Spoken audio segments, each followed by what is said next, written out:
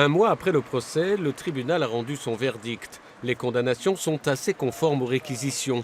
L'entreprise de transport est condamnée à une amende de 150 000 euros. L'entreprise propriétaire de la presse hydraulique à 75 000 euros d'amende. Le chauffeur, lui, est condamné à 2 ans de prison, dont 18 mois avec sursis et une annulation de 18 mois de son permis de conduire au lieu des 5 ans requis.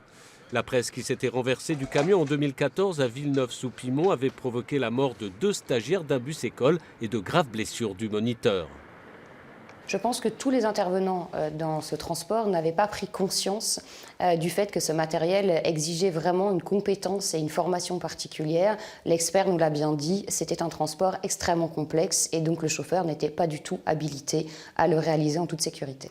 Le procès a mis en exergue toutes ces négligences, vitesse légèrement élevée, manque de vigilance du chauffeur, défaut de formation aussi, et là on en vient aux responsabilités des entreprises. Transporter une pièce d'une quinzaine de tonnes ayant un centre de gravité haut requiert des compétences que n'avait ni le chauffeur ni l'entreprise. C'est très important pour les victimes de faire passer ce message pour indiquer que des transporteurs tels que ceux qui ont été mis en cause, et je ne tairai pas le nom, la société Auberson, c'est important de le dire, mais également les autres intervenants qui ont été condamnés dans ce dossier, eh bien, soient reconnus coupables et qu'ils soient alertés sur le danger de procéder à des transports de pièces un petit peu particulières, telles que des grosses pièces issues de l'industrie, lorsque on n'a pas les compétences nécessaires pour le faire.